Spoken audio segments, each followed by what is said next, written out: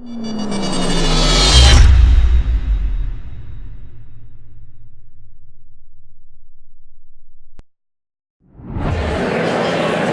evening, ladies and gentlemen. My name is Jeff Pitty. I'm the Director of Athletics and Student Activities currently at Simsbury High School. I figure if I keep talking long enough, everybody else will find their seats.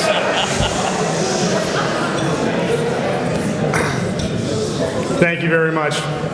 I'd like to start this evening with a performance from some of our current Simsbury High School students, but I certainly need to acknowledge that our jazz band trio that was performing for you as you were coming in. Simsbury High School graduates, the Avery Gottschall Trio, they've agreed to come back and do this for many, many years to come. We're happy to have them as part of our performance here tonight. As we get started, we're going to start with a performance from one of our amazing groups at Simsbury High School. Still waiting on Roger. The Simsbury Singers are an outstanding musical group in the state of Connecticut. They've been invited again this year to perform at the state conference as an exemplary group. And I'd like to open up by introducing Ms. Colleen Thompson and the Simsbury Singers.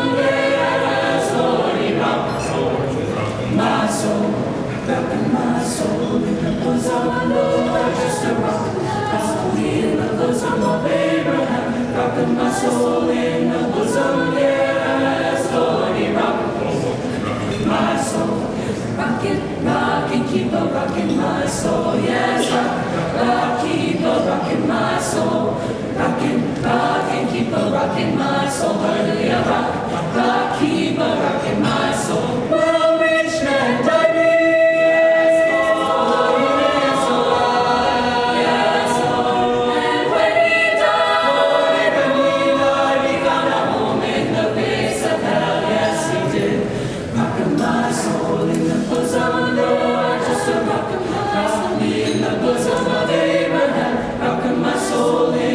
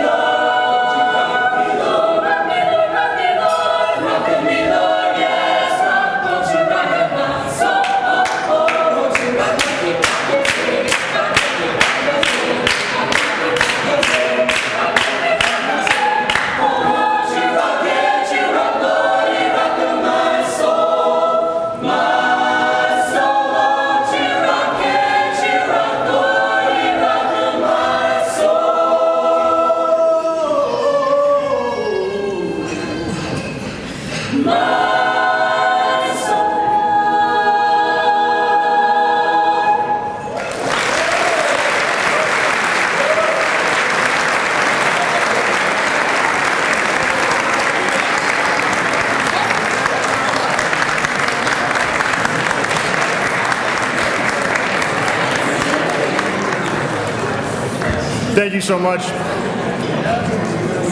One of the things that we always strive to do at this event is to highlight some of the things that we're currently doing. We have such amazing theater programs, and it's certainly much easier to bring them in than it is to try to put our girls and boys ice hockey teams up there and have them play a game for you. It'll be a little tough to us to fit that one in, but we love what we do at Simsbury High School, and our student athletes are absolutely amazing.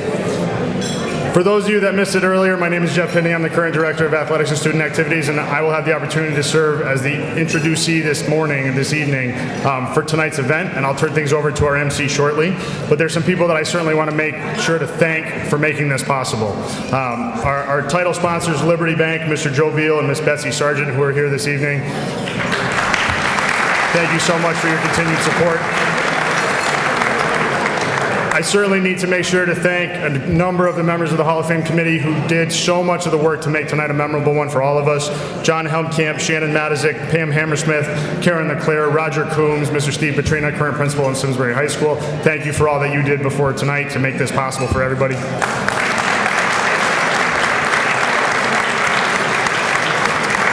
A special thank you this evening to my wife. This is the first time I've invited her to come to this event. I apologize.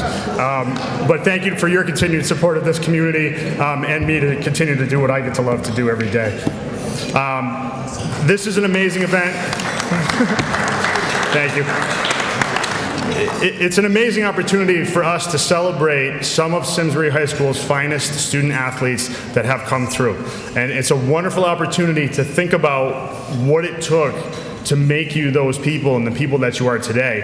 And my message to you this evening is, as we think about and reminisce on the moments that made your student athlete careers and your lives what they are, I hope that tonight can join in those moments and be a special memory for all of you. The friends and family and the community that we've created here, the Simsbury Trojans, as we continue to move forward and hope that you continue to be a part of what we do. I hope that these memories and moments we create this evening can tie together with those passionate memories and moments of your athletic careers at Simsbury High School. So thank you all for being here this evening. I greatly appreciate your time, taking the time and efforts, not only to do what you did in the past, but the things that you're currently doing and the efforts that you made to be here this evening. I'm going to introduce Jay Reynolds, who's going to be our MC for tonight. Jay's a Simsbury native and a product of the Simsbury schools. He's had an award-winning broadcasting career over the past 30 years and has spent nearly a quarter century at ESPN, where he is the host of SportsCenter All Night on ESPN Radio. Jay and his family are now fifth-generation Simsbury residents, and he remains active in town, including serving as a coach at Simsbury High School, both at the youth level and at SHS. Jay?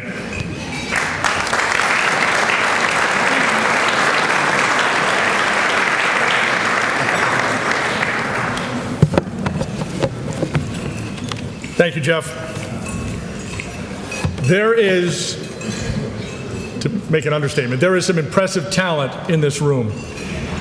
Gathered here are some of the finest and most accomplished folks who have ever been a part of Simsbury athletics.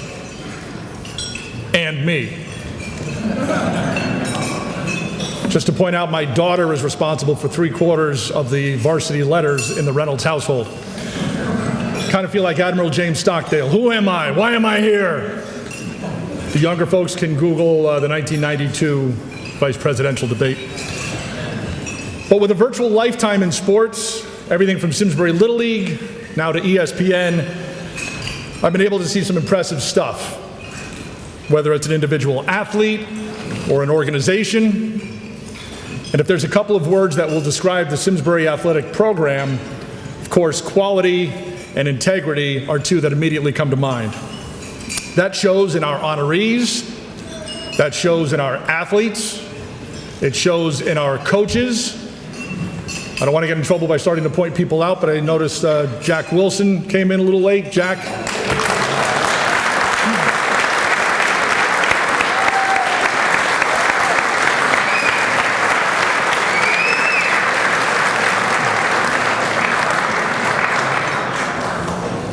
Of course, our Simsbury program would not be where it is without the leadership, whether it's Matt Curtis, our superintendent, Steve Petrina, our interim principal, Jeff Pinney, our director of athletics, who you heard from.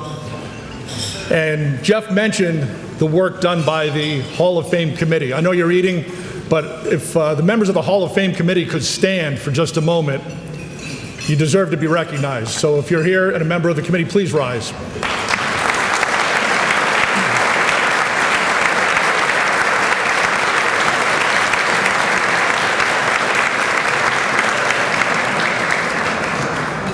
It's the culmination this evening of a tremendous amount of work that we will never see. And I hope you took a good look around when those folks stood up, because they are the ones who got here early and took all the good parking spaces. Thank you for all the work you've done over the years. The Simsbury Hall of Fame is still in its infancy. This is just the third year, but it's a very cool feeling now to be able to walk into the halls of the high school and see the plaques of those who have been inducted. It's a sense of pride and accomplishment, and if you haven't been there, check it out because it's impressive. Some of those Hall of Famers are with us tonight. To those of you who are here and those of you watching at home, congratulations once again. You're all part of a special club, and we're thrilled to be able to add to your exclusive ranks this evening. We'll begin our introductions with the individual athletes. Everyone is listed in the program that you have at your table. For the benefit of those watching at home, I'll kind of give the highlights to some of their accomplishments. Long before the Brianna Stewart UConn women's Husky teams, there were the Marty Bird-led Simsbury football teams. Simsbury never lost a game where Marty Bird played. He was part of 3 conference champions. He was a 3-time all-conference player, honored on both offense and defense. In 1971, Marty scored a school record 22 touchdowns and set the school record and the state scoring mark, for that matter, by scoring 151 points. All-suburban team selection by the Hartford Times, all-state selection by the New Haven Register. Here in the National Football Foundation Hall of Fame Scholar Athlete Award. In the spring, it was over to the Diamond. Marty led the team and the state in stolen bases. He was named all-conference in baseball. Marty's a proud member of the Simsbury class of 1972, but it's after Simsbury he went on to UConn.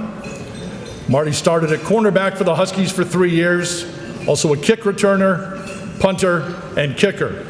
He had 9 career interceptions at UConn, 3 of them in a single game against New Hampshire in 1974. That tied the school record, and it's a mark he still shares with 5 others.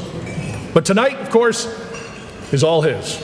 Congratulations, Simsbury Trojans 2020 Hall of Fame inductee, Marty Bird.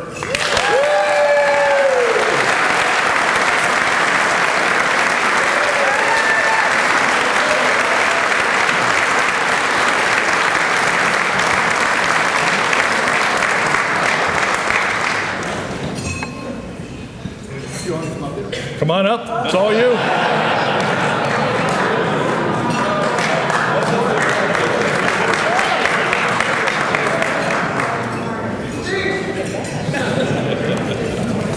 Thank you so much. These are yours for when you're done.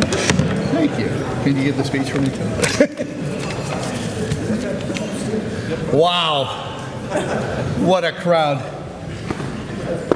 Jack, 52 years later, and I'm still leading off. In case you haven't figured it out already, I'm this year's old guy. But I could not be more proud to share this honor with my fellow nominees. Congratulations to everybody. It's very well deserved. So many to thank. First of all, I want to thank my wonderful family. My parents, Carl and Mary Jane, my sister, Carolyn, my brother, Dave. I want to thank the committee, the Hall of Fame committee, my mentor, my Hall of Fame mentor, Doug Crampton. Without him, I don't know, I probably wouldn't have made it up here. My teammates, and of course my coaches. I had the good fortune of having 3 Simsbury legends as my coaches. Rollie Morrison, Jack Wilson, and Joe Grace. Rollie is no longer with us, but Jack and Joe are here tonight. Thank you so much. It was a hell of a ride.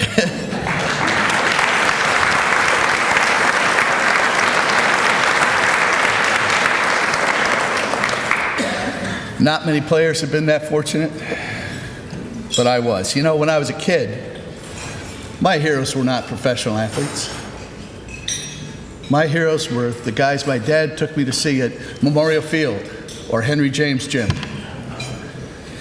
My heroes were homegrown and hometown. Guys with names like Ron Crow, Tim Vincent, Tom Vincent, Tony Owens, Chris Eaton, Bill and Joe Bonzek, Andy Wagoner, Phil Pope, and most of all, Doug Cranford.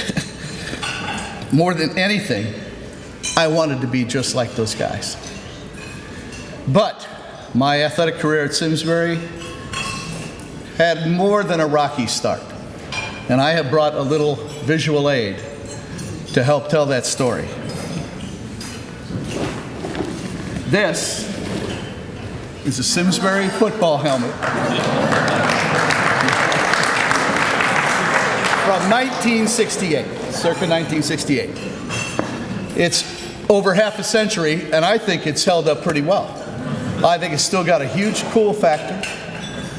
And every kid I grew up with wanted to wear this helmet someday. So, I went out for freshman football in 1968. Back then, they hand the equipment out according to the size of the player. And at a strapping 5'5", maybe, I was at the end of the line. So that night I had to tell my dad, I got shoes that were 3 sizes too big, huge lineman shoulder pads, and no helmet. No helmet. Now, I hope my dad was going to say, that is totally unacceptable, I will take care of this, don't you worry about a thing, but he didn't say that. I also kind of thought he might have said, helmet, in my day, only wimps wore helmets, but he didn't say that either. What he said was, son, you're going to have to earn that helmet. You're going to have to be the best no-helmet football player on that team, and everything will work out. Thanks. Great talk, Dad. I had no clue what he was talking about. But that entire next week, I was a hustling fool. I ran, sprinted everywhere. I was in the front of every drill line. I stole, begged, borrowed a helmet every chance I got. I was a complete annoyance. And you know what? At the end of that week, still no helmet.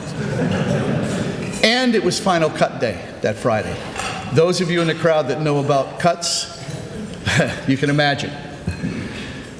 I sat there and my heart sank when Coach Ed Lowndes called me into his office, because you know what that means. It was all over. End of story. No football for Marty. Maybe I'll join the band. So, I shuffled into the office. Jack was there. Head down. But you know what happened? Big Ed stood up, gave me this helmet, said, you earned it. I never forgot that. And as the years have gone by, and there's been tough times in my life, and there's been many, I look at this helmet and I know I can make it. It's going to be okay. Now, after that great story, I may have fibbed a little bit. There's a chance that this helmet might not be the exact one. But it's the right size, it's the right face mask, it's the right model, it's the right year. So in my mind, it's the right helmet. And this is the helmet my brother Dave wore in the 1974 Nutmeg Bowl. He scored 2 touchdowns, gained 138 yards. So it's got that going for it too. Now, this is going to be the hard one for me. Simsbury lost 2 greats, 2 of its greatest in the last couple of years. My brother, Dave Bird, and Keith Simmons, my best friend, both died. It was devastating to me. But I think that anybody who watched him play, played with him, or played against him would agree that someday they should be in consideration for this wonderful hall. And I hope we can make that happen. Thank you.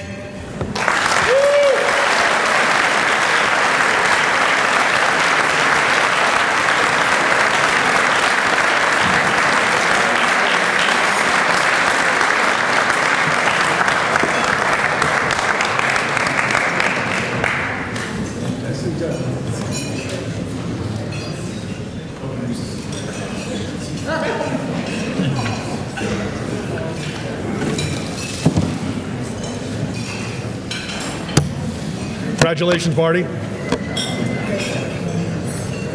So glad he came clean because he was about to get a bill for unreturned equipment. Death, taxes, and the Hood family at the Hall of Fame inductions. Yeah, they've got a standing date here every first Saturday in January. Mike Hood, a member of the class of 2018, Brian Hood last year in 2019, and this evening it's Dan Hood. Dan is a member of the class of 2004. At Simsbury, he earned 10 varsity letters, 4 in hockey, 3 in baseball, 3 in football, 3 sports, and a 3-sport captain. For 3 years, Dan was the starting quarterback, who also earned conference and all-state honors as a kicker and punter. In baseball, Dan was all-conference twice, and also earned all-state honors as the Trojans catcher. He's a member of 2 CCC West championship teams, reached the state finals in 2002. In hockey, Simsbury not only made it to the state final, but also won. Dan was a member of the 2003 state champs after their 3-2 win over Hamden. He was also a member of 3 CCC West champs. Individually, Dan was all-conference 3 times, first team All-State twice, with an honorable mention for All-State mixed in as well. In 2003, he was named as the Hartford Courant's Best of the Best. In all, Dan was honored 12 times as All-Conference and received a total of 8 All-State recognitions, with 5 of those 8 being first team honors. His junior year, he pulled the amazing Trinity, first team in All-State in football, hockey, and baseball. Of course, I mentioned Trinity, but let's not mix up our NESCAC schools. Dan went from Simsbury to Hamilton College. He was a standout for the Continentals, lettering 8 times in football and baseball, and at the time of his graduation, he was second all-time in career hits. Congratulations, Simsbury Trojans 2020 Hall of Fame inductee, Dan Hood.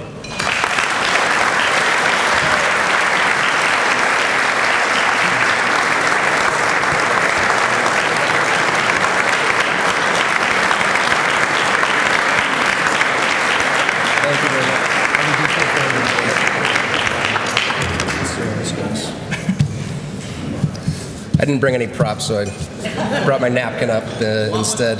No, I got a napkin. So thank you for everyone for being here tonight. I really appreciate it. Didn't quite know how this was going to turn out, but both the brothers were able to make it, and they finally got the right one in, the one that really matters. So had to get that in. So I think first and foremost, in terms of thanking people, it's always going to be the parents. My parents are literally the greatest sports parents in the world. Never saying boo about anything, never complaining about trips, waking up early for hockey practice at 5 a.m. or picking you up at practice at 10:30 p.m. They have really been kind of the rock behind, I think, all of the Hood kids' success in sports. It's not ever staying inside. It's getting your butt outside unless it's raining, and playing sports. It doesn't matter what you're playing. It can be football, it can be soccer, it can be some stupid made-up game if it's got a ball and a racket. It really didn't matter, and I think that's how we became competitive, and that's how we kind of fueled our fire. For my dad, I was lucky enough to have him be a baseball coach, and not just for me, but for my older brothers, which meant I got to tag along to every practice and every game. I'm not the only person to think I'm the best bat boy in the state of Connecticut, because I went to every single game and picked up the game that way. I fed balls while he was throwing batting practice, took a couple line drives off the chest when we weren't using the screen, and it's just part of growing up, part of that toughness that you get.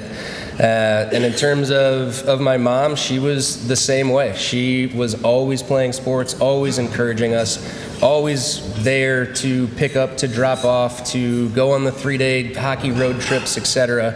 And she was always playing there with us in the yard. It didn't matter the sport. She had a mean granny shot, and my dad had the mean set shot playing basketball, and she still complains about her rollerblading injury, and I held onto her hand too long, and she took a spill on a huge hill. But she always tried, even if she was uncomfortable. For the last 30 years, I think she's complained about her torn rotator cuff, but she still gets out there and throws wiffle balls to the grandkids and plays street hockey this past Christmas, so that's really great. On to the siblings. That's, I think, very unique that I was able to be the youngest of 4 kids that had older siblings that cared so much. It sucked a lot of times, and it got a lot of bruises and a lot of frozen tennis balls. I always had to play goalie with a baseball glove and a garbage can lid. And the tennis balls are left outside, and they don't feel good, but for some reason I kept going back. I guess that's on me. But setting the example or seeing the example from them growing up and just being able to learn the right way to play sports, and you start a game, you're going to finish the game. You don't cut corners. You go line to line and stop, and don't do a little turn and just kind of half-ass anything. And that's the way they were, and that's the way Mike, Brian, and Laura all were. And that's what I really learned from.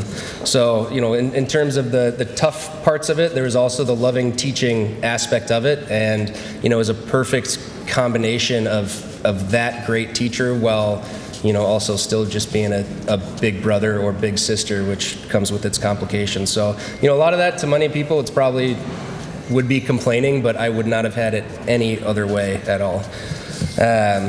All right, now I got that family stuff out of the way. So back to the good stuff. Growing up in Simsbury, I always realized how great this town was with the facilities that we had and the quality of the baseball field, the playing hockey outside at Simsbury Farm, sneaking on at the Apple Barn and playing until you couldn't see playing golf anymore. We always had the best.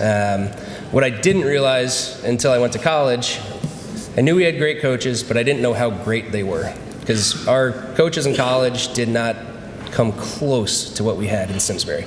And I'm not talking the high school coaches. They were obviously great, but I'm talking the parent volunteers that from day one were there, getting off of work early. They were all great coaches. And as I'm thinking about what I'm going to talk about tonight, and I'm thinking, oh God, this is going to be terrible. And I just started thinking about the coaches, and it was all parents up until high school. Every single team, and they were all great. They all were great teachers. They were all patient, and that's something that I think I took for granted. And I, in high school, those are the 4, Dave and Tom and Coach Grace and Coach Schwartz. Those are the 4 best coaches that I've ever had, outside of my dad. I had to say that. But it's one thing that kind of comes full circle in realizing just how great my experience was growing up and playing sports in Simsbury. It was, literally as close to perfect as you could get. And unfortunately, you look around now, kids don't play 3 sports. They play 1 sport. They travel all over the country, and it's not common to have a 2 or 3 or 4 sport athlete. And I just don't know that that's ever coming back, but I hope to see it come back because I had such a great time. Going back to the specific sports, I get the question all the time, of course, what's your favorite sport? What were you best at? What was your favorite play, your favorite memory? And I always say my junior year of high school. And it's not just about me and those awards that were referenced. It's about I was on 4 incredible teams. We had a football team that went 8-2, which didn't get us anywhere, but still 8-2. We had a hockey team that lost, I think, 1 game and won the state championship, and there were some personal awards with that. We had a baseball team. Hockey, we might have lost 2. Baseball lost 1. Ended up losing in the playoffs, but then we went to American Legion. And going back to the sports specialization, that's 3 different teams that I got to experience within a school year that, there's 3 different sets of teammates and there's some carryover, but, the social aspect of sports was just incredible. But after that baseball season, you go to American Legion, and it's not just Simsbury. It's 3 or 4 or 5 different towns that are all coming together to make one hopefully great team, and we ended up winning the state championship that year and finishing 3rd in the region. And those Legion days where you look at your schedule for the next 8 days, I still remember seeing 16 games on the schedule and saying, holy crap. When you're a kid and you're working and wheelbarrowing heavy things all day and out in the sun, and then you go catch a game and then play outfield in the second game and do that for 8 straight days, it's a little daunting, but I wouldn't have had it any other way.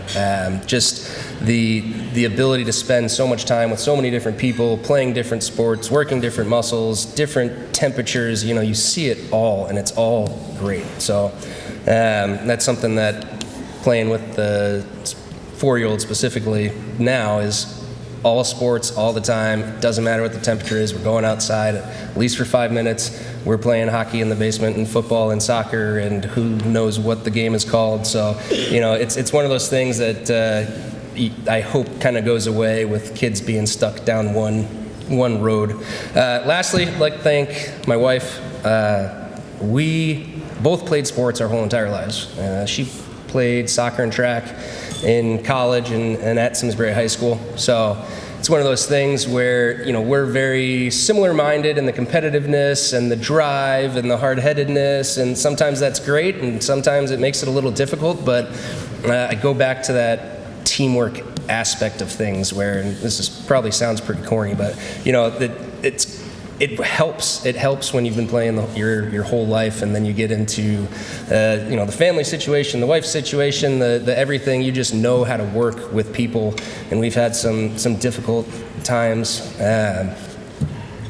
family wise.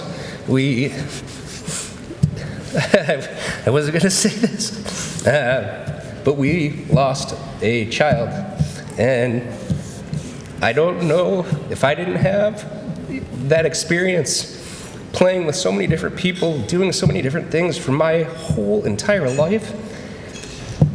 I don't know how I would have done it. And, thankfully she was the same way, because, that would be tough. So in closing, so I can get out of here, we have a beautiful family, wonderful children, and, to cap it all off, I'm in the Hall of Fame. So that's most importantly.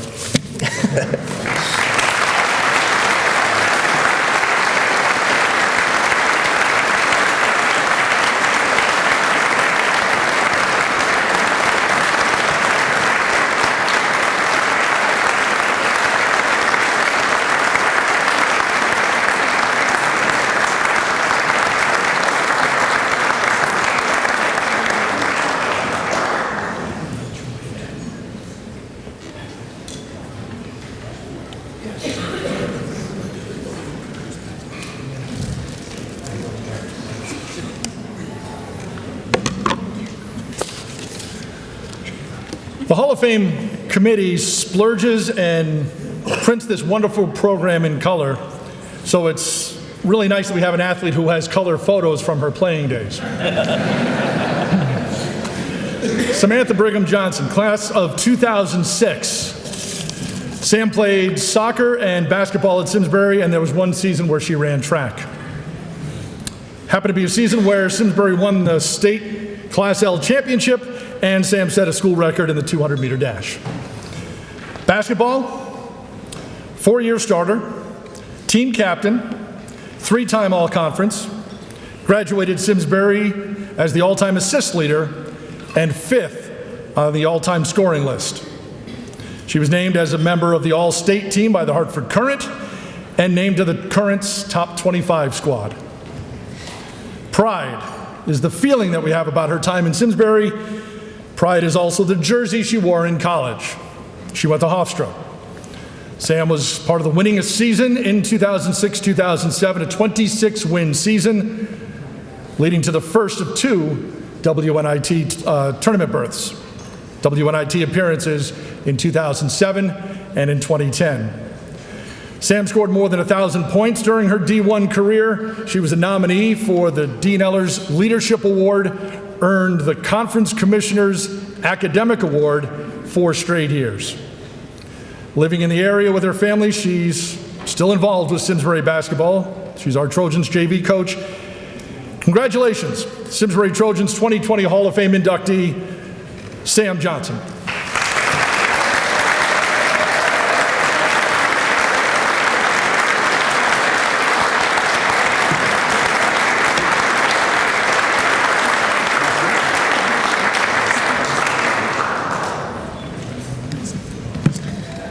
Thank you and good evening, everybody. I want to start off by thanking Jeff Pinney and Steve Petrina and the committee and everybody involved to get the Simsbury Hall of Fame off the ground and running. I'm very thankful for that. And thank you for selecting me to be a part of this class. I want to take a moment to congratulate all the other inductees that are being honored tonight, as well as the inductees from 2018 and 2019. That group includes a lot of connections from my time at Simsbury, whether it be classmates, teammates, parent of a teammate, teachers, and everybody's favorite athletic trainer, Emmy Lou.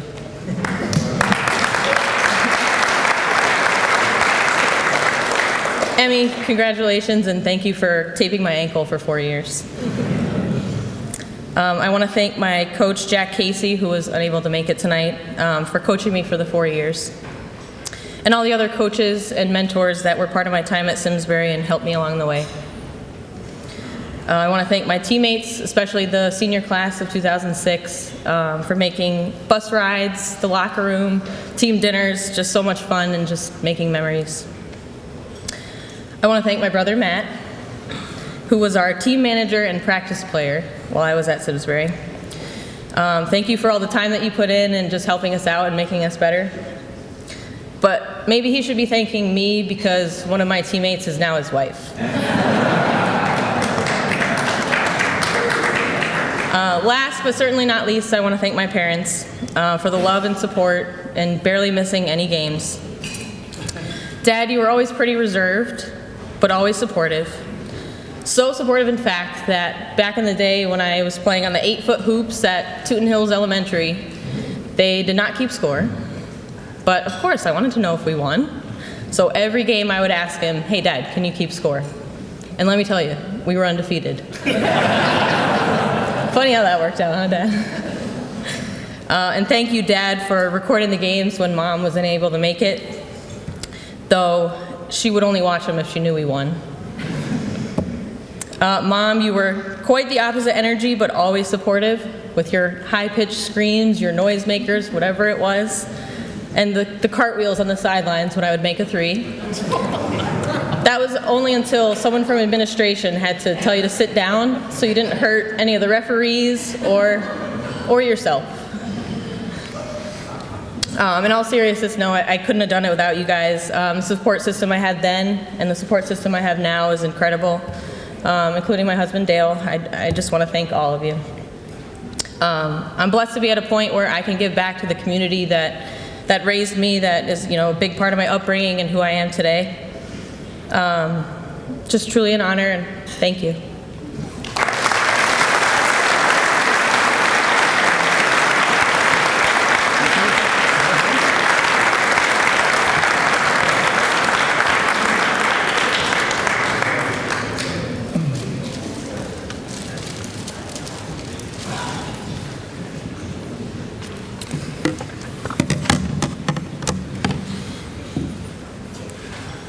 '20 is a milestone year for Peter Pereira, entering the Trojans Hall of Fame, and it's his 30th high school reunion. He's a member of the class of 1990. He wrestled and played lacrosse all 4 years at Simsbury, but certainly dominated on the wrestling mat, especially at the back end of those 4 years. He won the Class XXL title at 171 pounds as a junior, and he was a Connecticut State Open finalist that year as well. As a senior, he won the Connecticut State Open title after picking up his second Class XXL championship. In fact, Peter went undefeated as a senior, 40-0. He also became Simsbury's first ever New England wrestling champion when he won the 171-pound title in 1990. The Trojans finished 7th in the New Englands that year. Peter finished with a career record of 71-5, a career win percentage of 93.4%, second best in history. And he started something special. All told, the three brothers in the Pereira family racked up more than 300 individual wins and 10 titles. Their sister Julie was the team manager as well. Peter went on to Southern Connecticut State, wrestled and played rugby there. In rugby, he would wind up competing in Australia, Asia, Europe, as well as North America. He was inducted into the New Haven Rugby Hall of Fame in 2016, and now here in Simsbury. Congratulations, Simsbury Trojans 2020 Hall of Fame inductee, Peter Pereira.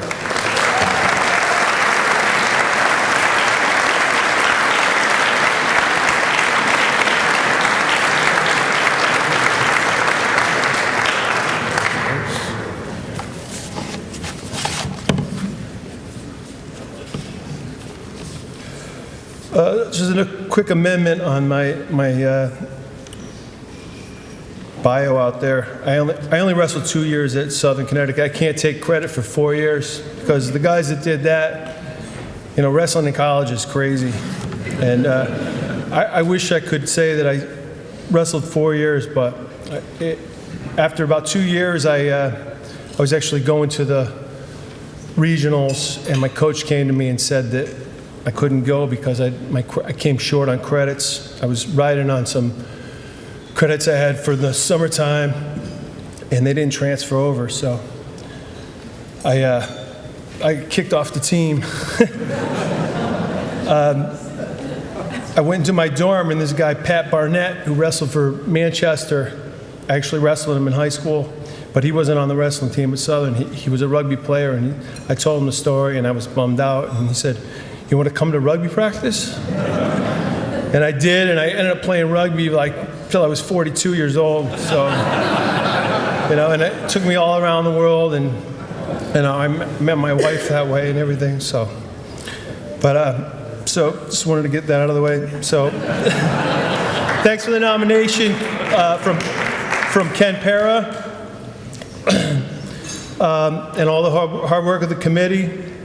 It's a great honor to be part of this. It's an amazing event. Congrats to all the inductees before and this year. I'm grateful for my family supporting me here tonight. My wife, my two brothers are here who were also state champs at 171, double L, and state open champs. I don't think any other three brothers have ever done that in Connecticut, especially at the same weight class.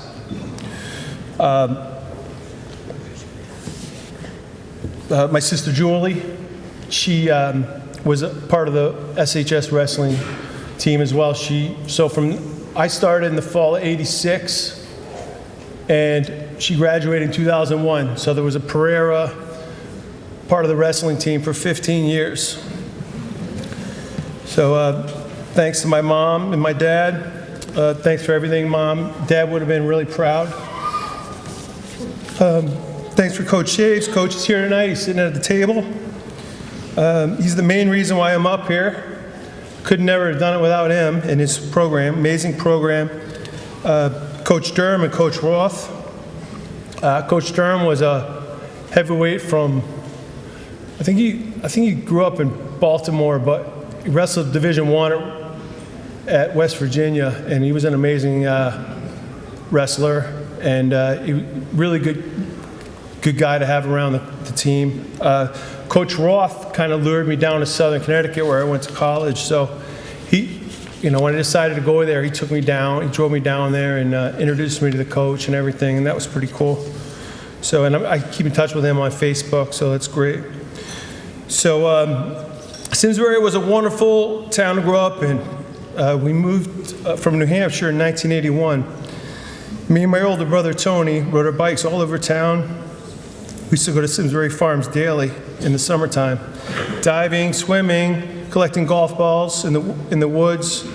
We'd give the occasional golfer a par or an eagle by dropping their ball in the hole when they found it on the green. we'd sit in the wood line and watch them celebrate. That was great. We went fishing in every pond we could find. Those were great memories. I did the spring of 4th grade at St. Mary's, all of 5th grade at St. Mary's. 6th grade, I went to Tooten Hills, and then, of course, Henry James, and then the high school. So wrestling all started in '86 for me. At my friend Jeff Hurt's house. His brother Warren was, I think he was a defensive lineman, and Coach Shaves was one of the football coaches.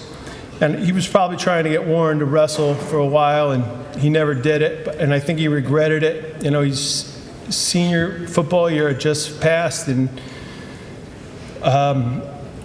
he was probably, wishing that he kept doing another sport. And, he said to me and Jeff, "You guys got to wrestle." He's like, "It's a great sport. You got a great coach." And Jeff said to me, "Oh, I'll do it if you do it." And I agreed. So we went and met Coach the next day. Went to practice. I think it was like halfway through the season. Well, it wasn't even Christmas yet. So it was like wrestling starts around Thanksgiving. So it was maybe like 3 or 4 weeks into the season. So showed up to practice, had a few days of practice. Next thing you know, we're at our cross-time rival Avon, and I got a match. You're not guaranteed a match as a JV wrestler, especially back. I don't know what it's like these days, but back then the coaches just match up the JV guys with whoever's available, and they just make it work. So all I remember is like seeing the lights swirl around and getting my hand raised at the end. And I have no idea how I won the match. I didn't know how it went or anything, but I won. So I only had a handful of matches that year. I think I lost a few. I won a few. The freshman tournament. I still didn't really know how it worked. So I went to wrestling camp that summer at University of New Hampshire with a few of my high school friends, and it was a good experience. I got a lot of mat time, reintroduced to all the moves the coach was showing us, but from a different view. And I've coached, and I remember going to a few camps and going to coach and doing something. He'd be like, "I've been trying to teach you that for this amount of time, but you didn't learn it from me, But I did learn it from him. It's a different view, So the following summer, my sophomore year was a really good growing year for me. Not because I gained 20 pounds and was wrestling at 140, but just like I started learning how to how to put a string of moves together and be able to execute. Wrestling's it's a tough sport, and you really need to put a string of moves together to kind of figure things out and kind of see what your opponent's doing and what you're going to do next to strike. So I became a pretty good JV wrestler. I won every match that season. I was 40-0. Came home with the JV tournament trophy. That next summer, I went to Cornell, Utica, New York. They got a great program up there. They still, if you ever watch the NCAA men's wrestling tournament, it's usually in March. Cornell always has like 3 or 4 guys in the finals. Pretty incredible program up there.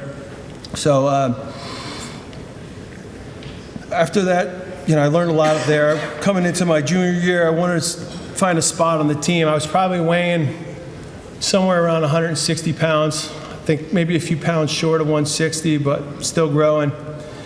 Now, Bob Metzger was our captain. He was at 152. And my friend Doug Ross, he was a senior too. He was at 160. He kind of smiled at me and he's like, "You should maybe try 171. So now, I don't know if he was a friend of mine. I wasn't trying to take his spot or anything, but I was like, yeah, I think I can do that. So, but looking back at it, I probably could have gone down to 145. But anyway, this fluctuation is huge there. So I ended up going 171, and it worked out great because I didn't have to starve myself. I could drink as much as I wanted. I didn't have to worry about my weight. You know, it's a big thing in wrestling, and I know gymnastics too. You got to worry about your weight all the time. I mean, I was pretty lean anyway, but I'd have to worry about, you know, what I had at lunch. You know, some of the guys were sucking on ice cubes at lunchtime, and I had 2 brown bags full of sandwiches. You know, so you know, that kind of came out of nowhere. My junior year. You know, nobody knew who I was. There's no record of me, and I never wrestled varsity or anything. And I kept winning. I was winning. And, you know, coach was like, you know, people are starting to talk about you now. You know, and I knew there was this guy from Berlin named Ken Pera, happens to be the vice principal at Simsbury now. And he nominated me to be here tonight. He was rumored to be the best in the state, so the match came. We were wrestling Berlin, and the rumor was true. He beat me, ended my undefeated streak that year. So about an hour later, it was a dual meet with Weaver, and I lost again to one of my teammates' cousins, Kenny Green's cousin. So going into the double L's, I had 2 losses. I think I came in like one or two seed in the tournament, and ended up beating a kid from Waterbury. So I won that. Became my first state title. Next week, state open tournament. Made it to the semifinals, and I was getting pinned by this guy from Groton. Somehow I got out of bounds. It was the end of like the second period or something, and I, you know, got back third period, escaped, tired the guy out, ended up throwing a hip toss and getting him on his back, and I pinned him. So made it to the finals. Ken's in the finals against me. I lose to him again. And that was his year. He ended up going to the New England Championships and winning the whole thing. You know, nobody was stopping him that year from winning it. So that was my junior year. I think I was the New Englands were in Glastonbury that year. My senior year, 89-90, I was captain with Brian Vincelette.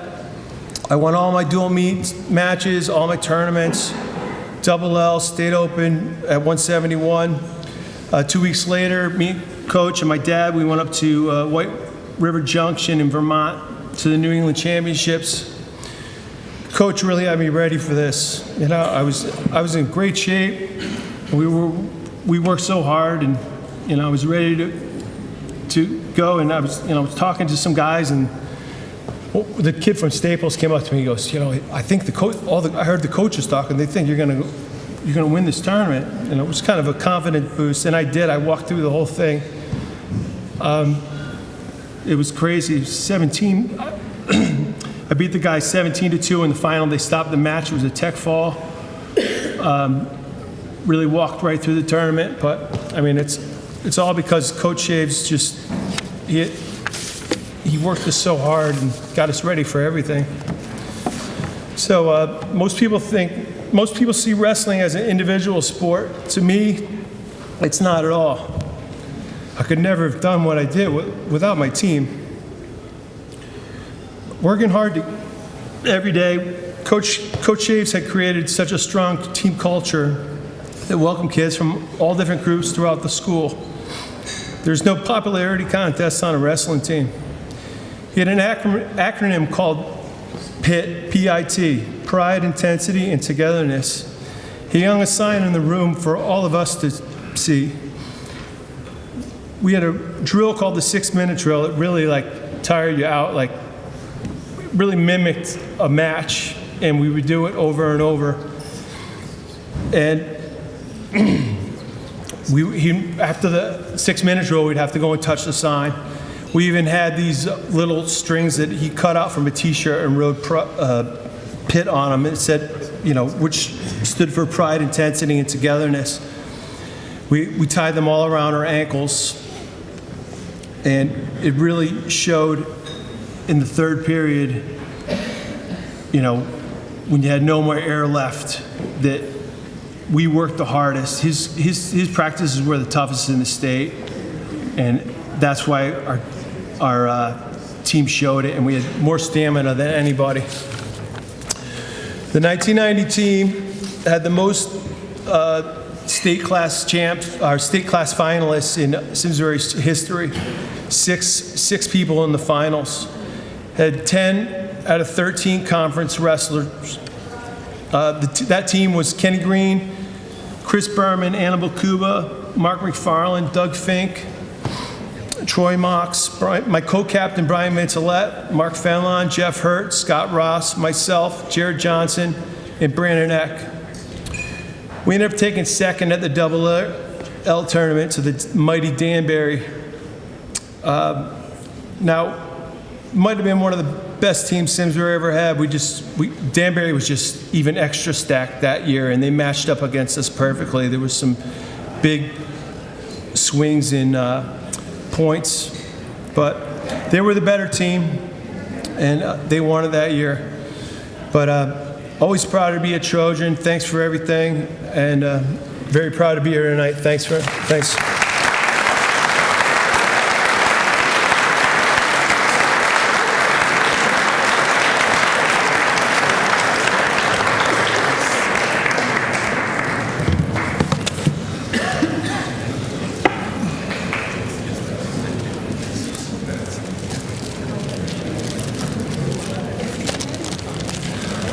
I love hearing all the stories, but I just can't get past the fact that I might have lost an eagle at Simsbury Farms.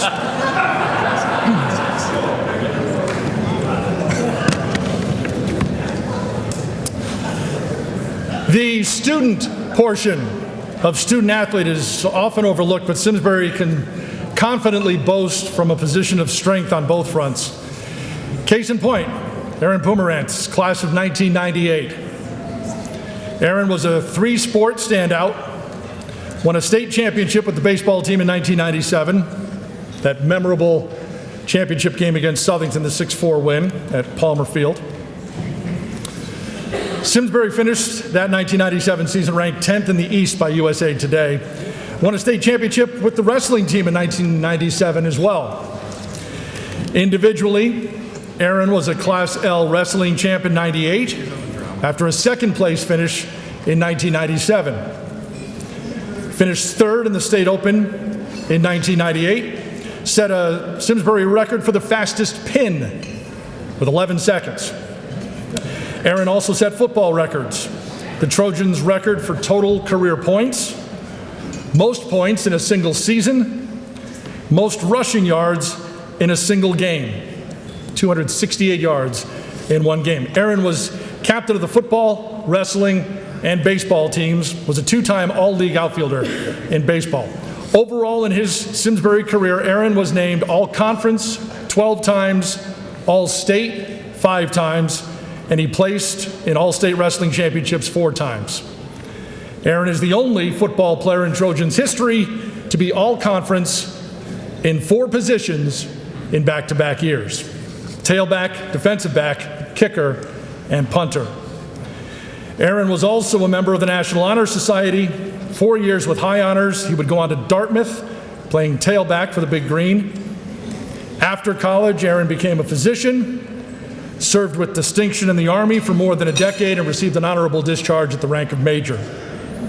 Congratulations, Simsbury Trojans 2020 Hall of Fame inductee, Aaron Pomerantz.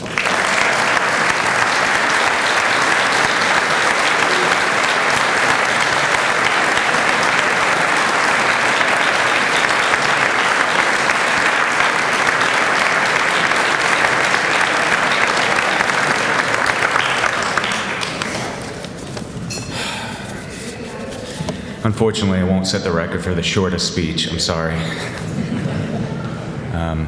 And Grayson, please wait till the end. I promise, she's my 4-year-old girl over there. I promise her that she'll be able to watch YouTube very quickly. So, Thank you, Hall of Fame committee, Jeff Pinney, Doug Crampton.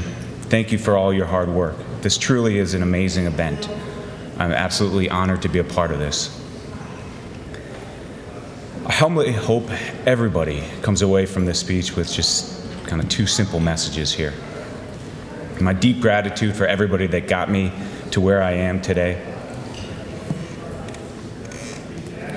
and the lessons I learned in high school, which are still translating all throughout my entire life, and specifically a lesson of perseverance.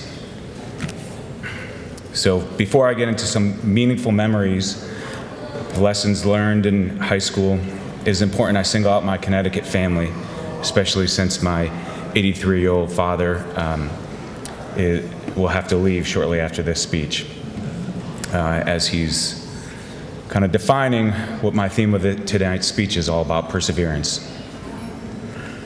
So I am oh so grateful and appreciative of you, Mom, and you, Dad, for all of your love and support.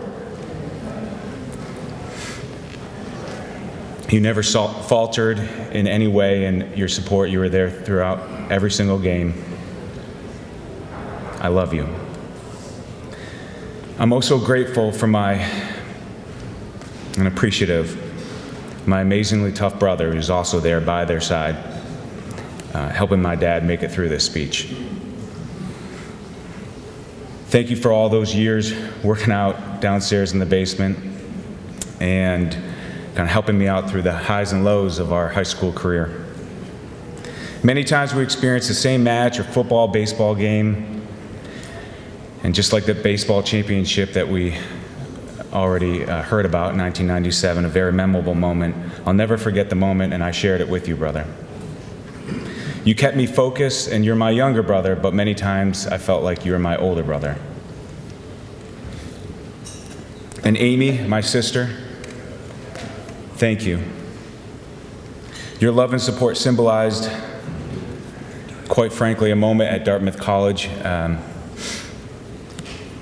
My first knee injury, I had an ACL tear, a season-ending injury, and then persevered, came back, started at tailback, was able to have a decent season. Had another ACL surgery. And the day of the surgery, my sister's there, and I'm getting a cadaver graft. So I don't know who knows that, but that's not actually harvested from your own leg, it's from a cadaver. So my sister says, as she's pleading, as the surgery's not going too well, she says, can I offer up my ligament? Little did she know that that's not something that you can donate, but it's the amazing gesture that I'll never forget, Amy. Thank you. So I love you all so deeply. And now on to other exceedingly important members of this team that got me to where I am today. I want to specifically thank my teammates. Some of them are here today. LeVar Gary, Peter McGillis, Jamie Roos's parents are here. Brian Hood. So many great memories, of course, with Brian Hood, co-captain baseball and football together. And Tom Lattin, he's not here tonight, but co-captain of a wrestling team. You all were a part of this process, and you all were a part of this accomplishment, and you all should feel honor in this, even though I'm the one that's receiving it tonight. So we remember the many wins and accomplishments. A lot have already been said during my introduction, and quite frankly, I didn't actually know those details up until tonight. I didn't know all of them, so I feel honored and humbled to hear them. But it's really in the struggles and losses and tears shed together that helped forge our relationships, taught us the most, and helped define us. A game that's etched in all of our history as far as our knowledge. Those who played football at the same time as me remembers 1996. This was a game that was brought up last year during last year's honoree. 1996 football game against Bloomfield. Many star players were there. Future NFL Hall of Famer Dwight Freeney was there amongst a stacked football team for Bloomfield. You somewhat remember the touchdowns, the extra points, the tackles made,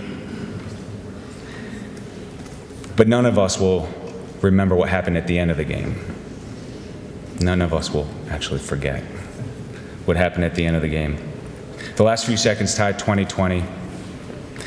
I'll never forget, but I wish I could forget what happened. I missed the field goal to win the game, not once, but twice. But it's what happened next that I'll also never forget. But also, I'm never going to want to forget what happened next. All the support and heartfelt support and love that I got from my teammates, support staff, Emily, Lou, coaches, family members. And it was in those true moments of despair and missed field goals and losses really where I learned true perseverance. And it transcended for the rest of my life. I do want to also point out specifically, Emily, Lou, thank you so much for all you've done. You're going to be honored, and I'll hope to tie this up quite quickly because it's an honor that you so greatly deserve being inducted tonight.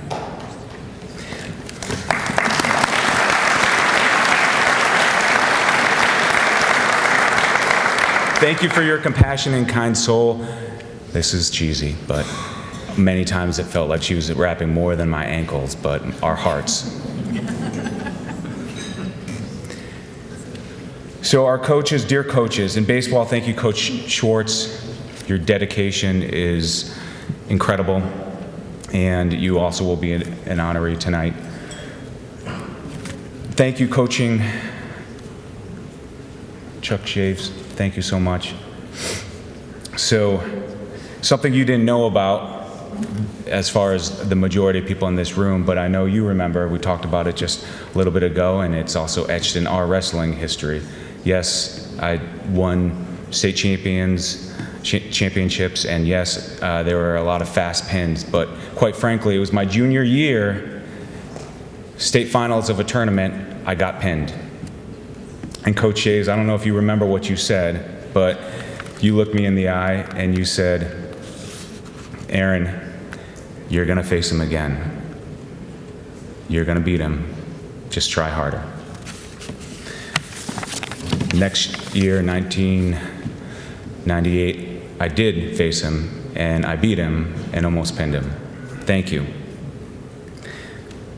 Again, teaching many lessons, Coach Shays, but amongst the top were perseverance. Thank you, running back coach Bob Clark. You used to always say, push through the first tackler, don't go down after the first hit. Thank you for teaching me all of that, and especially, again, perseverance. Now on to Coach Grace. We've heard a lot about him tonight. Dan Hood said some wonderful things. He's got my first vote next year for getting inducted.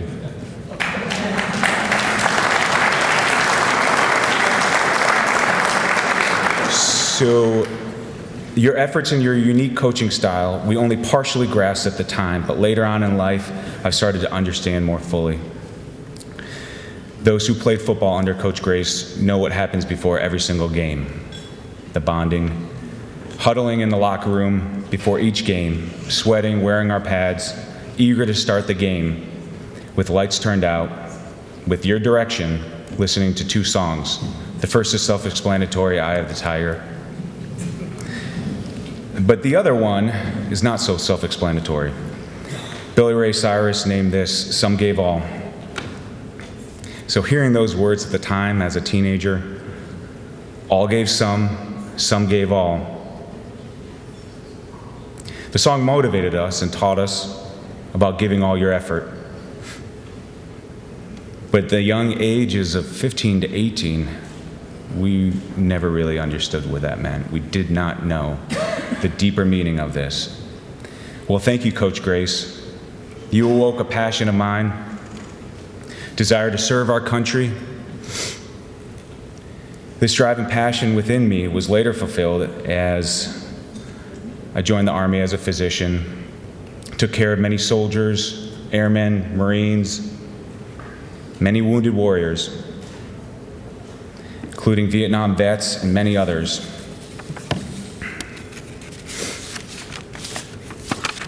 You're doing well, Grayson. So,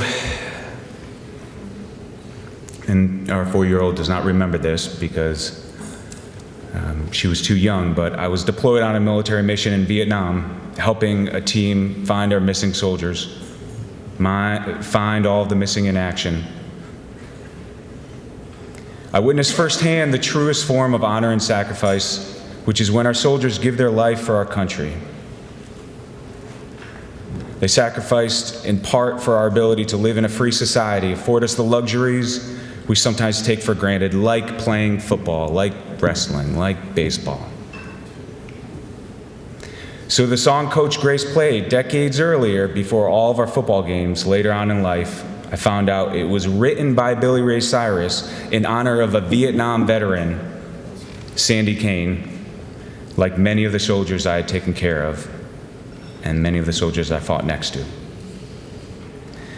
So the lessons taught in high school, I truly realized years later: be grateful for all those who fought for our country and who are still fighting for our country. Be grateful for all those who help you get to where you are in life.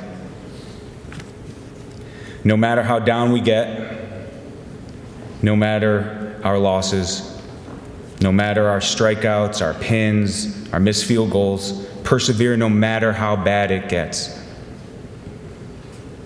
Thank you, coaches, for introducing us to these life lessons. I'm really almost done with the speech, and it's definitely going to come full circle here. Grayson, I'm looking at you. So there was a turning point in my life that helped me become a doctor, and it's worth mentioning, as the lessons learned in high school to persevere helped me through this moment. So about 9 years after high school graduation, 2007, my dad suffered an injury in a car accident. He was severely injured. He's still suffering from some of the impact from that moment. It's a dramatic moment, one requiring me during med school to ask important questions, a moment when part of me wanted to give up, when many thought that I would, but I decided to persevere. That perseverance helped my career, but it helped my personal life and the most important things in my life a lot more. Later that year in 2007, by going back to medical school, I met my future wife, the love of my life, Krista, who's there holding on to my baby, Grayson. So I believe things happen for a reason, even if the reason is not realized at the time. What is important is whether or not we persevere. Krista, thank you for being here tonight, for realizing and getting a glimpse of my high school experience that helped me to define who I am today. And one more memory I do have to tell. So in 2015 at Fort Bliss, El Paso, Texas, that was my last duty station. Our daughter was born. But she too had significant issues. She didn't cry. She was blue, and she wasn't moving. And my colleague, my friend, said, count your blessings. And we did. We persevered. And so for many days we prayed, and she made it out of the intensive care unit. And faith and hope are critical, especially in these situations, but it's perseverance that allowed us to stay focused, optimistic despite the odds. She survived, and obviously she's an amazing, beautiful, precocious girl. She's defied the odds. I love you, Grayson. Okay, so fast forward, 2018. It literally was 20 months ago today, May 4th, 2018. We had persevered to try for our second child, despite all the traumatic events of the first one. And on the day of the delivery, we had the A-team. We had the best of the hospital. They knew what was going on before, during our initial pregnancy. And for some reason, they thought that it was a good idea asking a rheumatologist, who's an internal medicine specialist, that I delivered 5 babies a decade earlier, whether or not I wanted to deliver. So this was moments before the delivery. And so it's kind of a moment where you don't give up. You don't pass up that opportunity. It's game time. So Coach Grace, I caught many catches in my career. You taught me. Brian Hood, you've tossed many perfectly tossed footballs to me, so I thought I could easily catch this slippery, wet football. And Bob Clark taught me the 2-point stance, and that's literally the stance that you take. Getting ready for the football. So there I was. Let's be honest, I wasn't doing most of the work here. And our beautiful baby Grant, that's 20 months old at home right now, was born. I caught him, the most important catch of my career, most important moment of my life, and I didn't miss it. Thank you, family, friends. I'm honored to be here tonight. Thank you.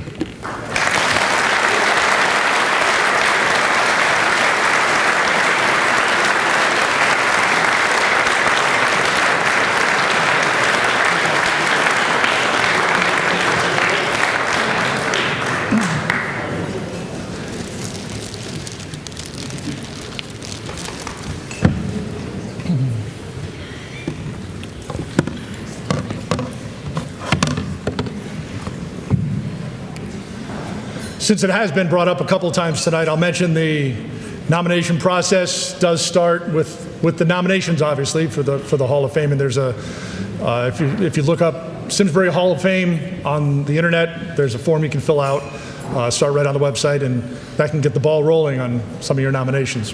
And by the way, Reynolds is spelled R-E-Y.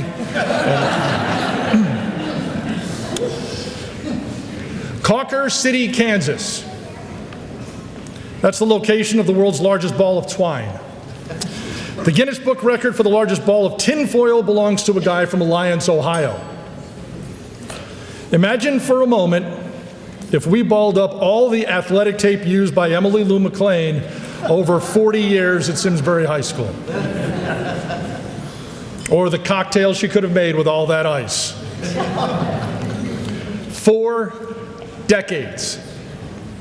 The sheer number of sporting events that Emmy Lou covered between 1976 and 2016 is just mind-boggling.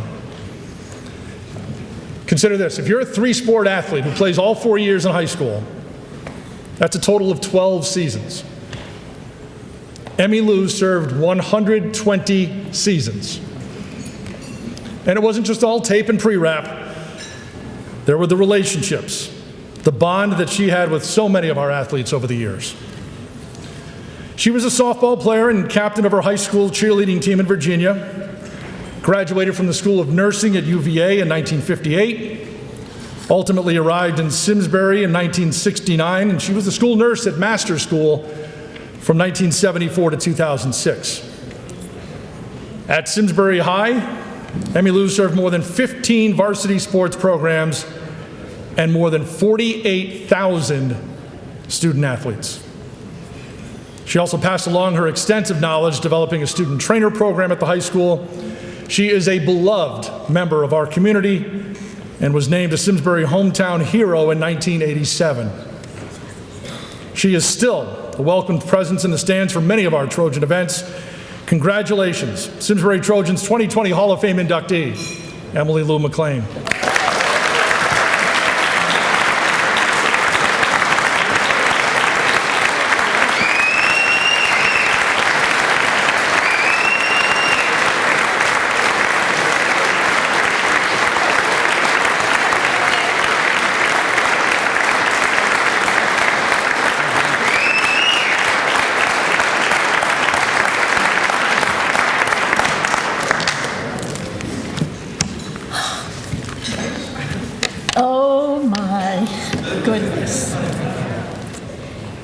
It is a great honor. How's that?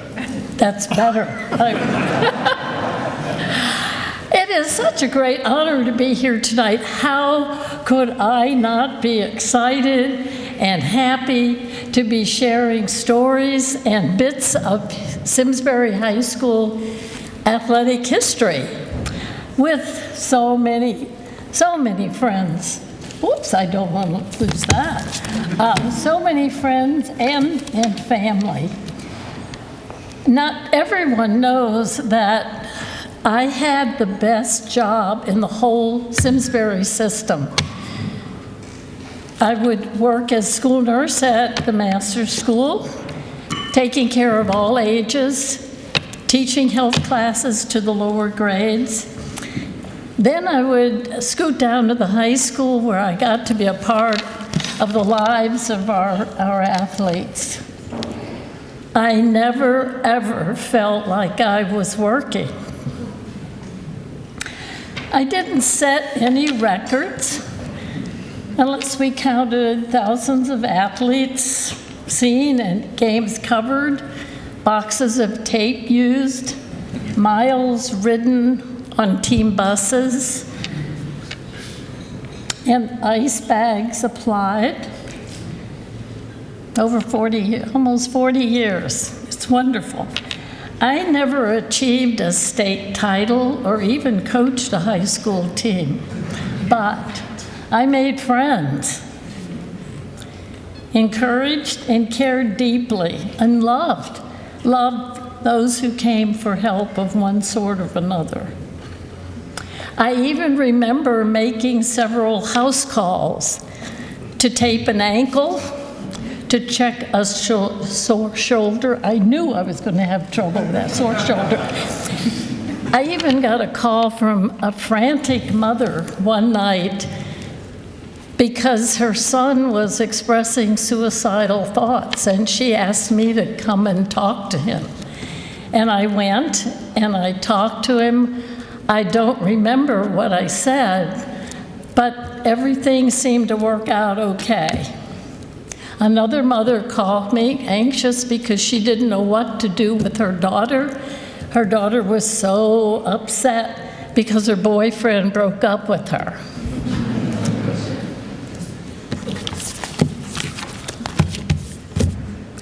I witnessed great achievements by our athletes. You've heard some of them here tonight.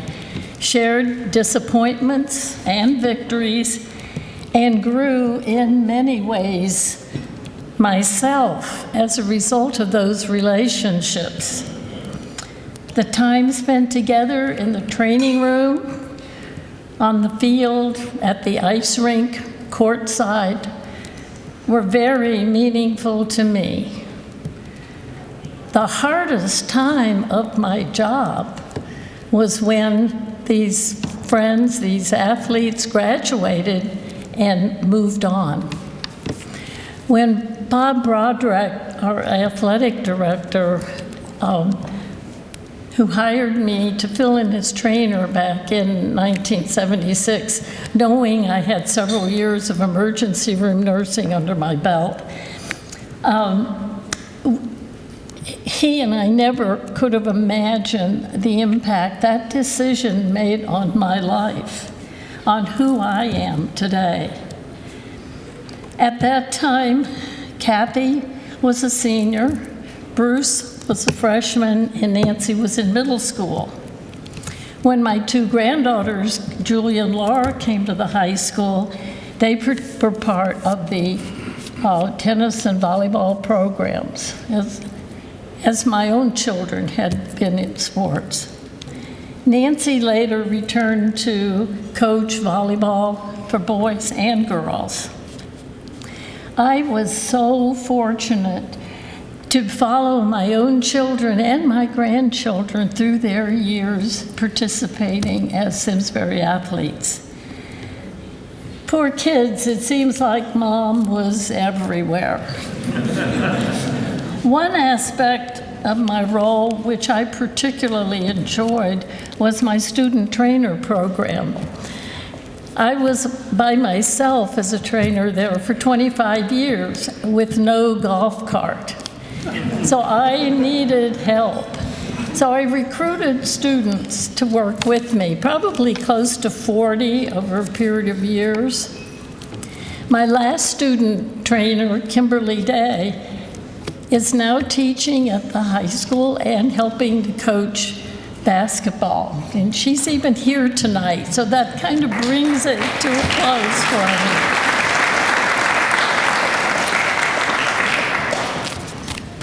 me. As I stand here tonight, I look at and I see friends, I see stories. But I want right now to close. I want to share a favorite poem that my mother gave to me years ago. It encapsulates how important relationships are and reminds me of how blessed I am to have had the privilege of being a part of your lives. The poem is entitled Bits and Pieces, Bits and Pieces. People important to you, people unimportant to you cross your life. Touch it with love or carelessness and move on.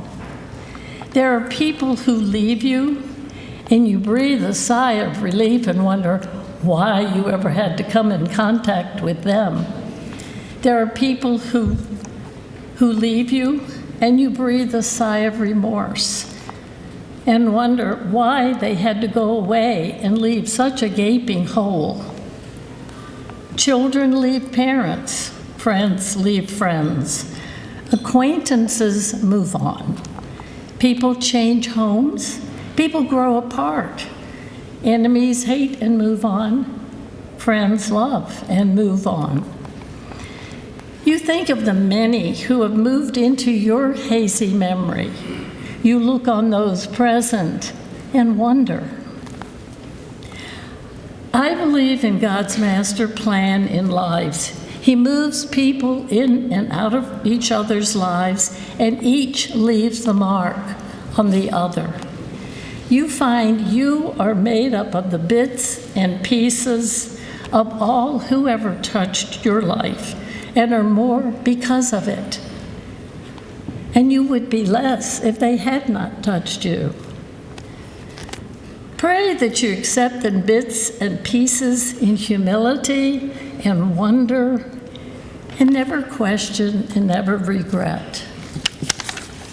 I am grateful to the Hall of Fame Committee for honoring me and my colleagues, and I appreciate everyone who is here tonight. Thank you.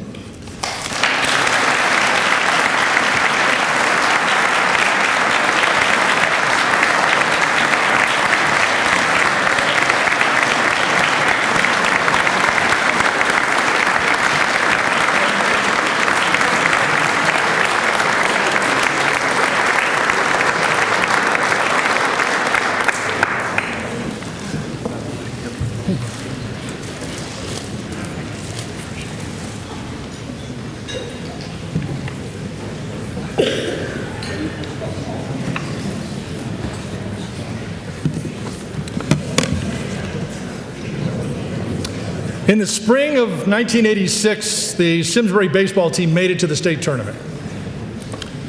Didn't win the championship that year, but it was a good year, and the tournament opened with a home game at Memorial.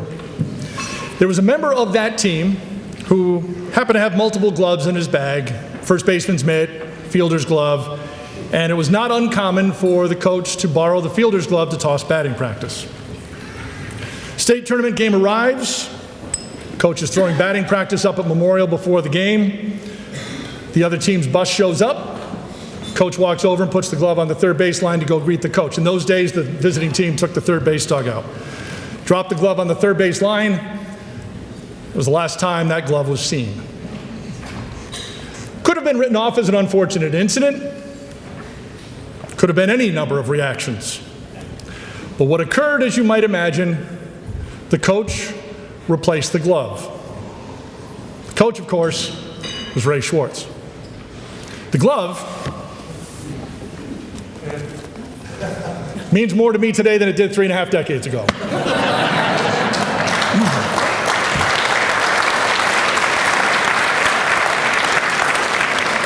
I will admit it has a lot less padding and it hurts sometimes now. I understand that prior to the introduction, we have a special video for Coach Schwartz. Coach Schwartz, Rob Stone, class of 1987. Man, is that going back. Congratulations to you and all the other inductees tonight to the SHS Hall of Fame. And on behalf of all the athletes that you dealt with, whether it was in PE or golf or baseball or basketball in my case, thank you. Thank you for having such a profound impact on so many lives, and certainly mine. The memories you helped create. I remember covering 6'8" Greg Britt. I remember you taking us to preseason scrimmages in a prison. Just dudes from Simsbury High School walking into prisons for scrimmages. What were you thinking? They were awesome memories. And most of all, thank you for instilling that floor-burn type mentality. When you selectively decided to put me into a game, I took such great pride in guiding on the floor and taking a charge. And that type of work ethic has carried over to where I am right now, and I pass it on to my kids, and I thank you for it. I really do thank you for it. So, to you, to your wife, to your beautiful girls, to your grandkids. Coach, you got grandkids now, man. Thank you. You're awesome. You are in my brain constantly, and I really honestly mean that. Thank you for everything you did for so many athletes, and thank you for everything you did for me. So proud of you. So Trojan.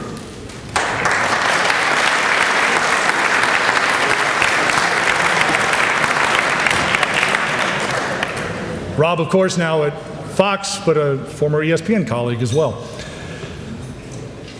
Coach Ray Schwartz made it to multiple state tournaments in multiple sports. Ray coached from 1974 to 2004, basketball, baseball, and golf. In his handful of years as golf coach, Simsbury was a three-time league champion and won a state championship in 1980. He was baseball coach through the 80s and 90s. Trojans won 8 league championships and 2 state championships, 1989 and 1997. In basketball, Simsbury was a 6-time conference champion and qualified for the state tournament 18 times under Coach Schwartz. Tonight he completes the trifecta by entering the Simsbury Hall of Fame. He's also a member of the Sharon Hall of Fame in Massachusetts and the Norwich University Athletic Hall of Fame. Coach is still in the area. His family includes his wife, Kathy, and his children, Kim, Kelly, and Kristen. I point that out because whether he was at home or whether watching me strike out at Memorial, he was always assured of seeing 4 Ks. Congratulations, Simsbury Trojans 2020 Hall of Fame inductee, Ray Schwartz.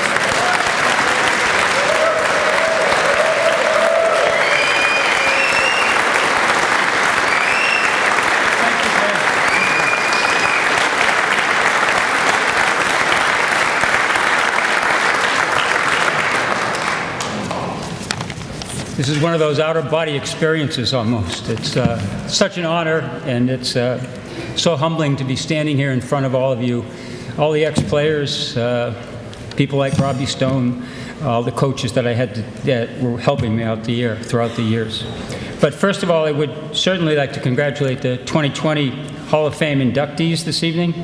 To be a part of this tremendous group of people is extraordinary and something that's very difficult to comprehend. Not only this class, but also the past Hall of Fame recipients. To be mentioned in the same breath with all of these great individuals and teams is just such a humbling experience. Also, I would like to thank Jeff Pinney and Steve Petrina and the Hall of Fame committee for everything they have done for the town of Simsbury to get this off the ground. Getting the Hall of Fame off the ground that first year had to be very difficult. It is a huge undertaking that takes a lot of time and effort with little reward. And at the same time, it is something that was needed in Simsbury to recognize all the tremendous athletes we have had over the years. To the committee, Jeff Pinney, and especially Steve Petrina, thank you. When I knew I would be here this evening, it made me think. First, how fortunate I have been to coach and teach in this wonderful town of Simsbury. The second thing I thought of was, how am I going to put 33 years of experience into a 5-minute speech? Not going to be done. As I was thinking of this award, though, I realized that it was not an award for myself, but this is an award for all the people who made it possible for me to be here this evening. I was fortunate to come to Simsbury in 1973 in the fall, the same time that Bob Broderick did. How great is that? He was a great administrator. Bob established so much for the athletic program and all the athletes of Simsbury. His hard work and compassion for all the athletic programs at Simsbury is something that the coaches will always remember. I consider myself extremely fortunate to have Bob as my boss and leader for most of my years at Simsbury. To the many teachers, such teachers as the legendary Jack Wilson, who is here this evening, Linda Larabach, Joan Sullivan, Pam Hammersmith, and the best teacher I ever had the opportunity to work with, Rich Keegan. They all have been a part of this award. To the administrators, from Bob Lindauer, believe it or not, to Joe Townsley, Sandy Guinness, Dennis Carithas, Neil Sullivan, and I think the administrator who supported us the most, Vice Principal Walt Zalaski, the voice of the Trojans.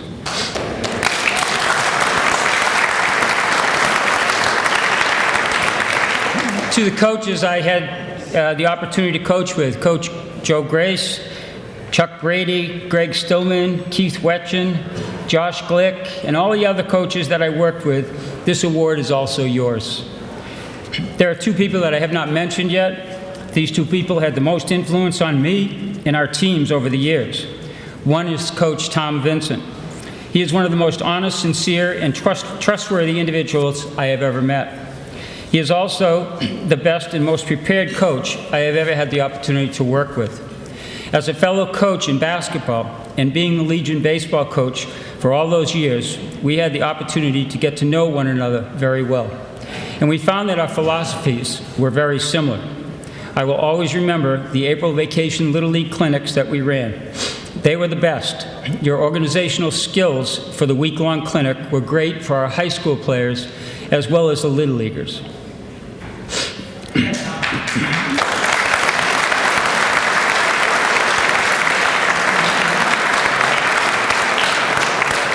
The other is Coach P. Coach Petrina and I worked together in both basketball and baseball for many years, and I believe he is the best game coach in the universe. He has the uncanny ability to know when things are going to happen on the court or on the field before they actually occur. His unfiltered honesty of how he feels about what you are doing on the court or on the field is something I will never forget, and I will always cherish.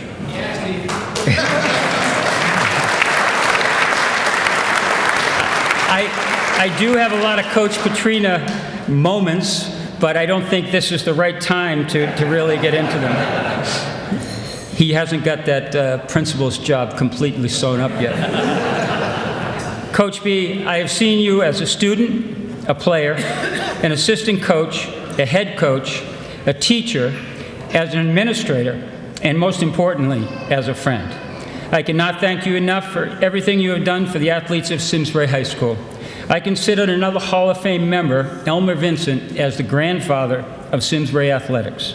But you are the father of Simsbury Athletics as far as I am concerned. Thank you.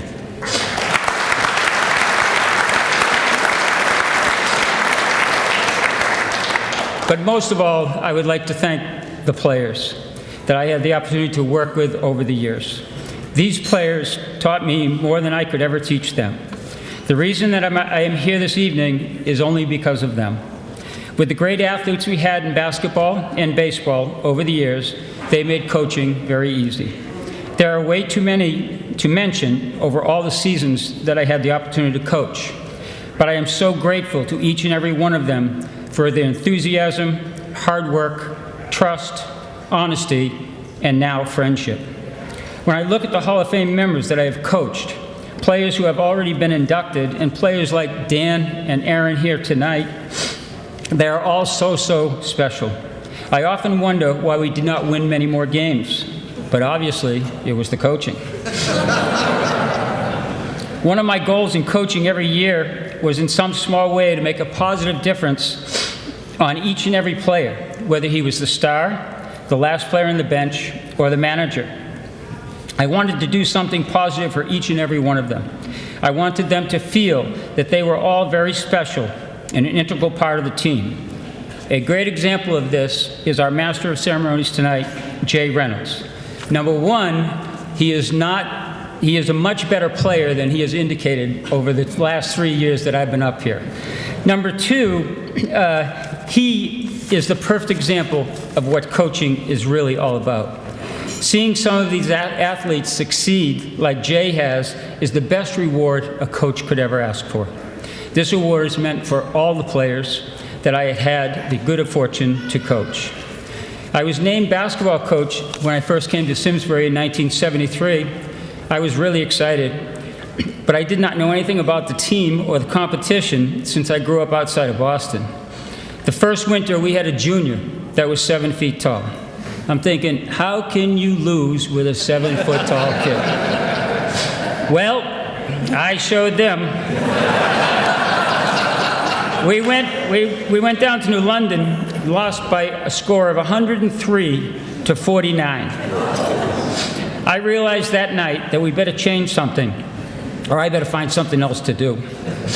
When New London came back to Simsbury a month or so later, we lost 47-45. Again, it was the coaching. It was about this time that I realized that what we do at practice and in games can have a tremendous positive effect on all these young student athletes. It teaches them so many life values that are so important as they grow into adults. As coaches, we evaluated these athletes in winning, successful situations and also in losing situations. This is when I realized what coaching and leadership was all about. And as far as leadership is concerned, we felt that there are a few characteristics which we are going to stand behind no matter what. The most important characteristic that we were looking for was trust. However, you have to earn trust. To gain the trust of a 15 or 18-year-old cannot be done overnight. It takes weeks, months, and years sometimes before they really understand that you are doing what is best for them and the team. To earn that trust, we as coaches felt we had to be consistent with everything that we did. This way, the players will know exactly where we are coming from and what we wanted. Another way to gain trust is through honesty. That sounds easy also, but to be honest as a coach, you sometimes have to have uncomfortable conversations with the individual players. You have to be accountable to them as they do to you. You see, coaches should not care about being liked. They should care about what is right for the athlete and, more importantly, the team. We wanted to let the players know that we were going to trust them. We wanted the players to trust us also, because we were going to try to do the best thing for our team and for the individual players. When we won as a team, and when we lost as a team. One of my faults is that after a loss, I always felt that I let the team down. I always felt like I could have prepared the team better or should have done something different during the game. Sometimes I brought that loss home, which is also a fault of mine. However, my wife Kathy and the kids never complained, at least to my face. Coaching and teaching at Simsbury were the best years of my life. We won and lost, but the love of competition is something that I will never forget. There's a quote from Michelangelo that I try to live by. It goes like this: "It is not that we set our goals too high and we do not attain them. It is that we set our goals too low and we do." I hope we all set our goals too high. In closing, there are also some other people that I'd like to thank. My brother Rob, who is here this evening from Tennessee. He is an inspiration to me and somebody I truly love and admire. He has been there for myself and my family, and somebody I've leaned on so many times. Thank you, Rob. To my family, they let me chase my passion for athletics while having to sacrifice themselves. You see, if you have a passion, people that are close to you are going to have to make sacrifices. And believe me, they have, and I cannot thank them enough. Even though they were not with me when I was at Simsbury, I feel so blessed and fortunate to have Carolyn and Stephen as our daughter-in-law and our son-in-law. You guys are the best. To the grandkids, Kenna, Kylie, and Cole, I hope you always strive to be the very best that you can be, no matter what the circumstances. You make us so, so proud. To our kids, Kim, Kelly, and Kristen, who grew up in the bleachers of Simsbury High School, you have made your mother and I the happiest people in the world. Thank you. And most of all, to my wife, Kathy, of 46 years, she has been behind everything I have ever done. Without her, I certainly would not be standing here this evening. Thank you.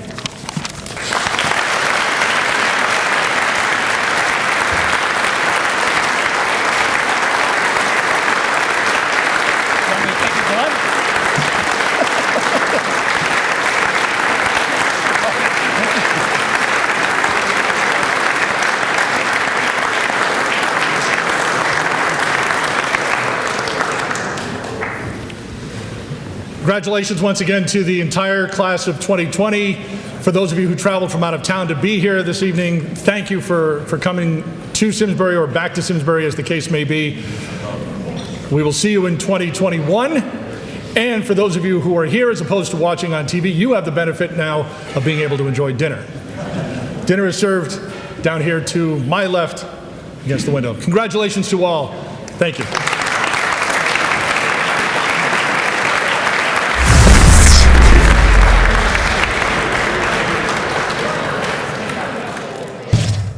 Funding for Simsbury Community Television is provided in part by contributions from viewers like you.